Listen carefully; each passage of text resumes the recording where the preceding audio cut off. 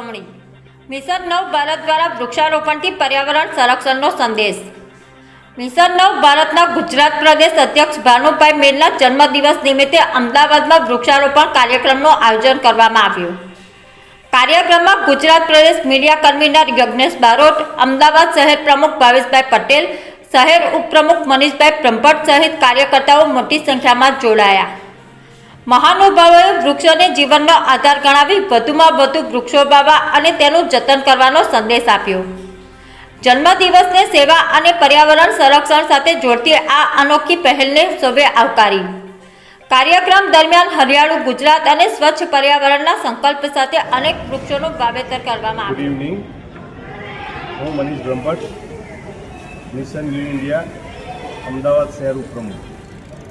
આજે એક આપણે વૃક્ષારોપણનો એક કાર્યક્રમ કર્યો, જે આપણે ભાનુભાઈ મેર સાહેબ, જે આપણા ગુજરાત પ્રદેશ અધ્યક્ષ છે, એ નિમિત્તે આપણે મિશન નવ ભારતના મેમ્બર્સ, સદસ્યો, સભ્યો અને બાળકો સાથે આપણે એક કાર્યક્રમ કર્યો અને એ કાર્યક્રમ આપણે વૃક્ષો વાવીને આજે આપણી સોસાયટી આદિત્ય પ્રાઇમ સોસાયટીમાં રાગડ અમદાવાદ ખાતે કરેલ છે।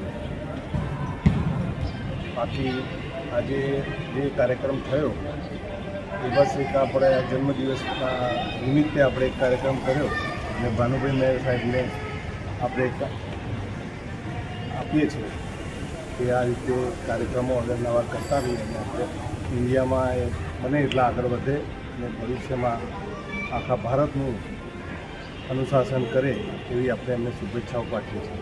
ભારત માતા કી જય।